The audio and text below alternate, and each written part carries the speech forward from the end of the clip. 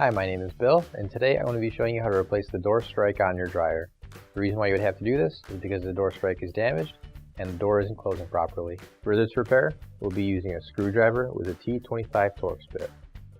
Warning: before doing any repairs, please disconnect your power source. So this is the dryer we'll be using. It's a Maytag Maxima X. Keep in mind that yours might be a little bit different than what we've got here, but the same technique should still apply. So we're going to open up our dryer door.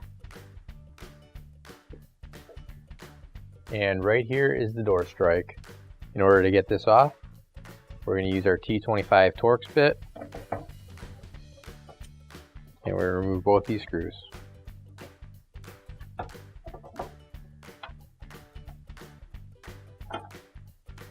And once the screws are removed, you can just pull the strike out. Now, you can grab your new OEM replacement door strike, and if you don't have one already, you can find one on our online store.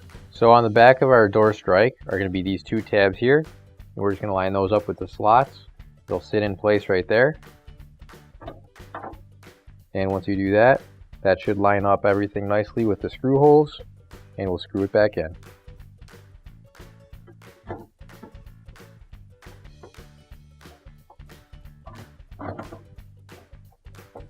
And once both your screws are tight, you can close the door up and your repair is complete.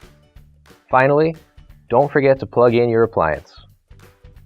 If you need to replace any parts for your appliances, you can find an OEM replacement part on our website, PCApplianceRepair.com. Thanks for watching, and please don't forget to like, comment, and share our video.